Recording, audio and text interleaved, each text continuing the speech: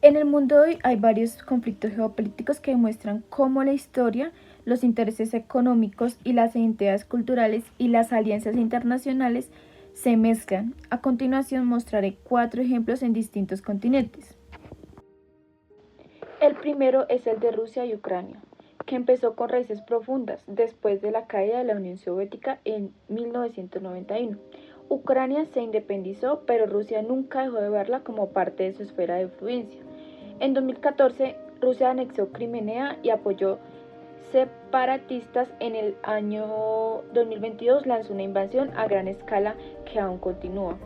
Entre las causas directas e indirectas están la expansión de la OTAN hacia el este, la importancia estratégica del Mar Negro y la idea rusa de que Ucrania es parte de su historia. Como causas directas, Rusia dice que su seguridad estaba amenazada por la posible entrada de Ucrania en la OTAN. Los principales actores son Rusia, Ucrania y los países de la OTAN, con Estados Unidos y la Unión Europea, donde armas y sanciones. Los intereses en juego son la soberanía ucraniana, la influencia de Rusia en la región, el control de rutas energéticas y el equilibrio de poder en Europa. El segundo es el conflicto de Israel y Hamas.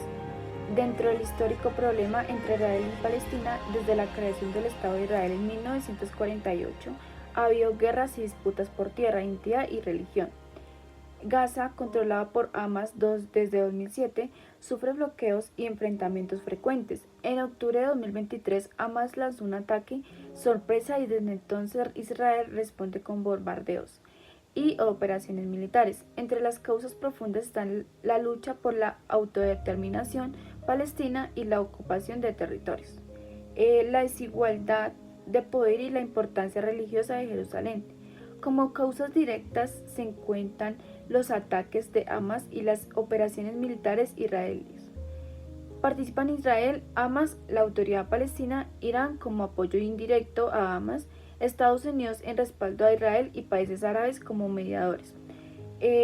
Los intereses en disputa son la seguridad de Israel, el reconocimiento del Estado palestino, el control de Gaza y Cisjordania, y la influencia de potencias regionales. El tercer caso está en África Central, en la República Democrática del Congo, con el grupo rebelde M23, que cuenta con presunto apoyo de Ruanda. Tras el genocidio de Ruanda en 1994, miles de refugiados hutus entraron a la RDC, aumentando tensiones étnicas. El este de Congo es rico en minerales como coltan y cobalto, lo que atrae a grupos armados. En 2022, el grupo M23 surgió y en 2025 llegó a tomar ciudades claves, generando un conflicto abierto. Entre las causas indirectas están la enorme riqueza mineral, la debilidad del Estado congoleño en las regiones fronterizas y las rivalidades étnicas. Las causas directas incluyen el apoyo militar de Ruanda en el M23 y la capacidad del ejército congolero para controlar la zona. Los principales actores son el gobierno de RSD, el grupo M23, Ruanda y mediadores internacionales como Estados Unidos y la Unión Africana. Los intereses son el control de minas estratégicas, la soberanía del Congo, la seguridad de Ruanda y la influencia económica sobre los recursos naturales. El cuarto conflicto se desarrolla en el Cuerno de África, en la región de Tigray, en Etiopía. Etiopía es un país con muchas etnias y regiones que buscan autonomía. En 2020 empezó una guerra entre el gobierno central y el Frente Popular de Liberación de Tigray. Aunque en 2023 se firmó un alto al fuego, la paz no se consolidó y en 2025 resurgieron enfrentamientos incluso con riesgo de intervención de Eritrea. Entre las causas profundas están la lucha de poder entre el gobierno federal y las regiones, el resentimiento étnico porque los tigranos perdieron influencia política y el desarrollo desigual. Las causas directas son las divisiones internas en el TPLF, las acciones del gobierno para retomar el control y los movimientos militares en la frontera con Eritrea. Los actores son el gobierno de Etiopía, el TPLF, Eritrea y organismos africanos que buscan mediar. En juego están la autonomía de Tigray, el control político del país, la seguridad fronteriza y la cohesión nacional de Etiopía. 2014. Anexión de Crimea. Comenzamos en 2014 cuando Rusia anexó la península de Crimea, un hecho que incendió el conflicto con Ucrania y provocó sanciones internacionales de gran escala. En 2015, Acuerdo de Minsk. Segundo, un año después. En 2015 se firmó el Acuerdo de Minsk. Segundo, un intento de alto el fuego en el este de Ucrania. Lamentablemente, las violaciones constantes hicieron que este pacto fracasara. En 2017, reconciliación fallida, Fatah-Hamas. En 2017 hubo un intento de reconciliación entre Fatah y Hamas para formar un gobierno de unidad palestino. Parecía una oportunidad de paz, pero pronto se rompió y la tensión en Gaza continuó. En 2020 inició la guerra de Tigray. Avanzamos a 2020 en Etiopía. Comenzó la guerra en la región de Tigray entre el gobierno central y el Frente Popular de Liberación del Tigray. Eritrea también se vio involucrada, aumentando la complejidad del conflicto. En febrero de 2022, invasión de Ucrania. En febrero de 2022, Rusia lanzó una invasión a gran escala sobre Ucrania. Esto llevó a la ONU a condenar la acción y a que Estados Unidos y la Unión Europea impusieran duras sanciones. En octubre de 2023, ataque de Hamas. En octubre de 2023, Hamas realizó un ataque sorpresa en Israel. La respuesta israelí fue inmediata con bombardeos masivos en Gaza y la región entró en una nueva etapa de violencia. En marzo de 2024, el grupo rebelde M23 con apoyo presunto de Ruanda, República Democrática del Congo, la ONU reforzó sus misiones de paz en la zona.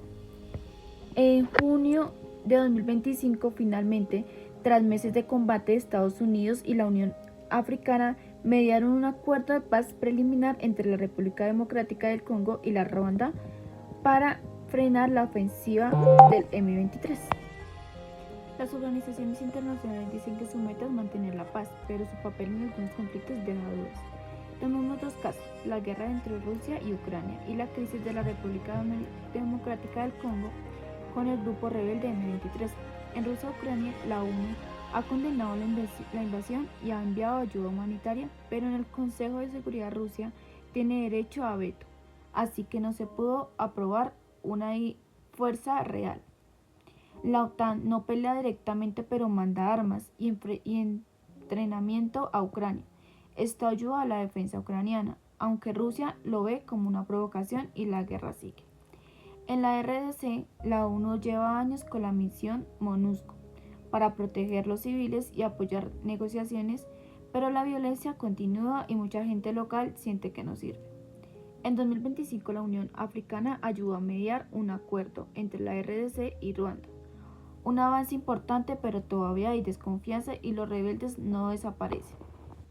En mi opinión, estas organizaciones ayudan a reducir el daño inmediato y a que haya diálogo, pero no logran resolver las causas de fondo. A veces su presencia o sus armas hace que los gobiernos o los rebeldes se sientan más desafiados y la tensión crezca. O sea, sí salvan vidas, pero no siempre traen una paz real y duradera. Los conflictos en Ucrania, Israel, Palestina, Tigray y el este de Congo afectan a todo el planeta. La guerra en Ucrania sube los precios de gas, petróleo y cereales, causando problemas económicos en muchos países. La pelea en Medio Oriente pone en riesgo el suministro de petróleo y la aumenta la tensión entre potencias. En África, la violencia en Tigray y el Congo provoca migraciones masivas y deja a los gobiernos más débiles. En conjunto, estos conflictos crean inestabilidad mundial, encarecen recursos básicos y dificultan que las naciones cooperen. Por eso resolverlos no solo es importante para esos países, sino para la seguridad y la economía de todos.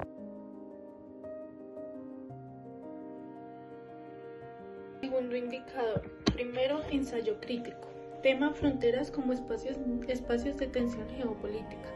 Las fronteras, lejos de ser simples divisiones territoriales, son escenarios donde reflejan con mayor crudeza las tensiones políticas, militares y sociales entre estados.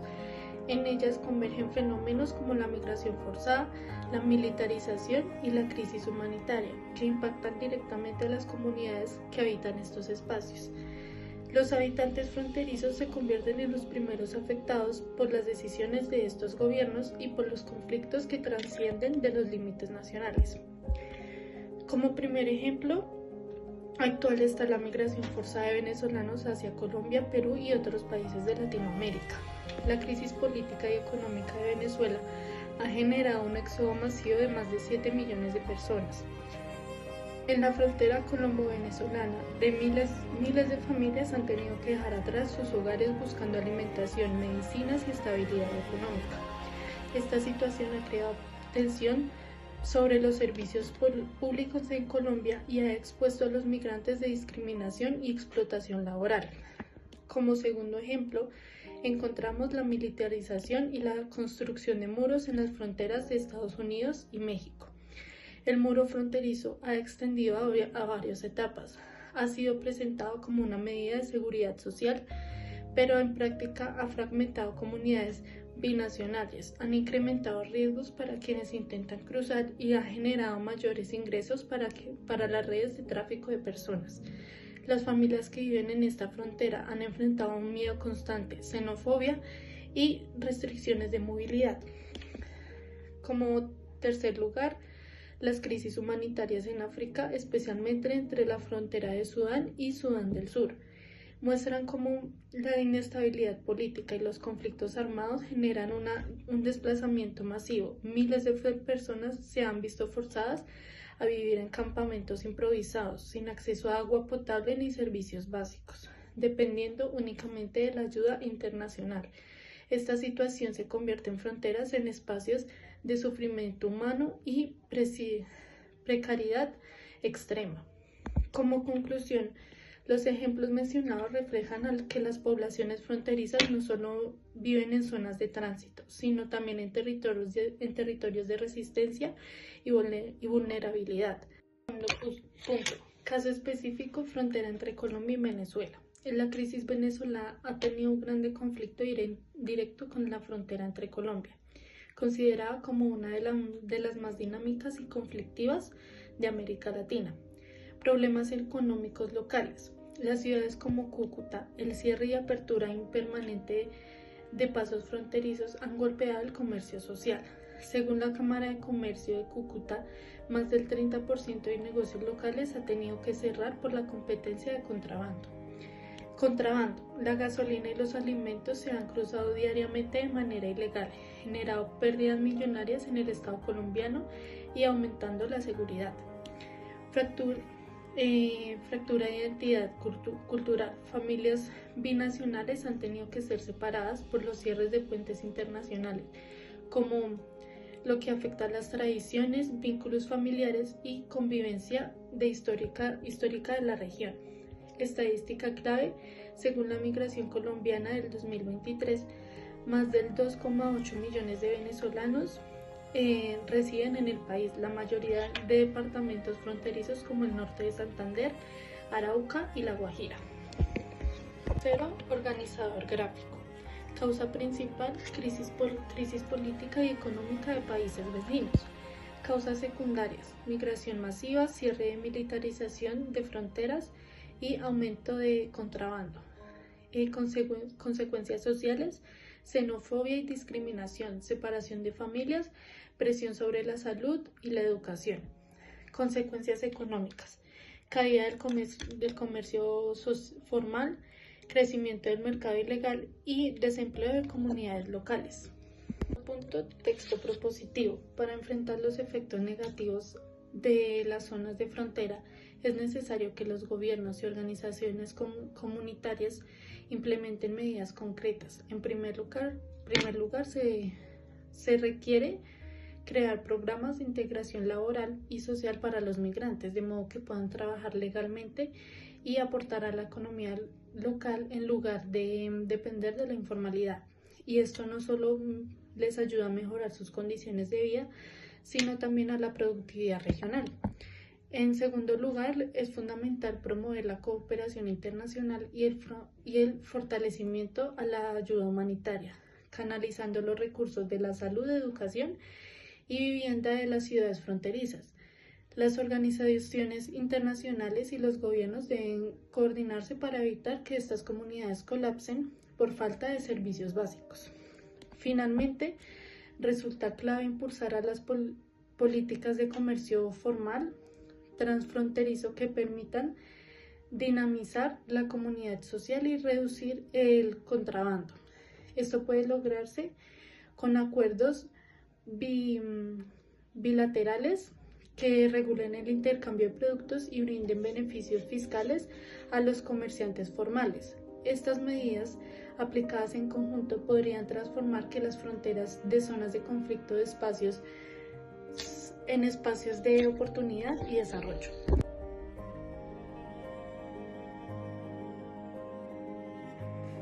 Estados Unidos quiere seguir siendo el líder global. Le importa tener acceso a petróleo y gas, controlar rutas comerciales y ser el primero en tecnología.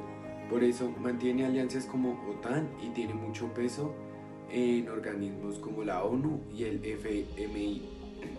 Además, defiende la democracia y la economía de libre mercado y promueve los derechos humanos como parte de su influencia.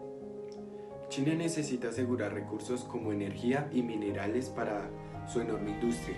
También impulsa Franja y la Ruta, que son proyectos de carreteras, puertos y trenes para conectar su comercio con el mundo. En política, busca más aliados en Asia y África y América. Para tener más peso en la ONU y en el BRICS, su modelo es un socialismo de mercado. El gobierno manda, pero deja que la economía crezca con inversiones. Rusia depende de vender gas, petróleo y armas. Quiere frenar a la OTAN y reforzar su influencia en países que antes eran parte de la Unión Soviética. Además de acercarse a China e Irán, ideológicamente promueve un mundo multipolar, o sea que no haya un solo país dominante, y defiende un sistema más autoritario y nacionalista. En resumen, cada potencia busca recursos, aliados e influencias para proteger sus intereses. Por eso a veces cooperan, pero también compiten, y esa competencia es la que crea muchas tensiones en el mundo. La pelea por recursos como gas, petróleo, microchips, inteligencia artificial está cambiando las relaciones entre Estados Unidos, China y Rusia, y está creando nuevas tensiones. El gas y el petróleo siguen siendo clave. Rusia los usa para ganar poder, sobre todo en Europa, y ahora vende más a China e India por las sanciones. Estados Unidos busca ser el gran proveedor de gas y no perder influencia. China asegura el petróleo y minerales en África y Medio Oriente como inversiones enormes. La competencia más fuerte es en tecnología. Los microchips son el nuevo petróleo, porque se usan en celulares, autos y armas. Estados Unidos puso restricciones para que China no consiga chips avanzados y al mismo tiempo impulsa su propia producción. China invierte para depender menos de Taiwán, que es el mayor fabricante. En inteligencia artificial, Estados Unidos va adelante, pero China avanza rápido con apoyo del gobierno. Rusia no compite en tecnología civil, pero usa ciberataques. En resumen, esta carrera por energía y tecnología está moviendo alianzas y provocando sanciones, ciberataques y conflictos comerciales. Quien controle estos recursos y a la IA tendrá ventaja para decidir el futuro del mundo. Las guerras híbridas son cuando un país mezcla varias armas al mismo tiempo: tecnología, redes sociales, ciberataques y sanciones económicas, en lugar de solo usar soldados. En mi opinión, este tipo de guerras es la forma moderna de pelear porque permite atacar sin declarar una guerra oficial. Por ejemplo, es la invasión de Rusia a Ucrania. No solo hubo misiles antes y durante el conflicto, se vieron ciberataques a bancos y sistemas de energía ucranianos, campañas de desinformación en redes sociales para confundir a la gente, y también sanciones económicas muy fuertes de Estados Unidos y la Unión Europea para presionar a Rusia. Creo que las guerras son peligrosas porque afectan a todos, incluso a personas que están lejos del frente. Un ciberataque puede tumbar servicios de internet o electricidad en otro país y las sanciones suben los precios de energía y alimentos en el mundo. En resumen, las guerras híbridas muestran que hoy las batallas no solo se libran en el campo militar, sino también en economía y en el mundo digital. Y por eso todos estamos conectados a estos conflictos, aunque no vivamos en ellos.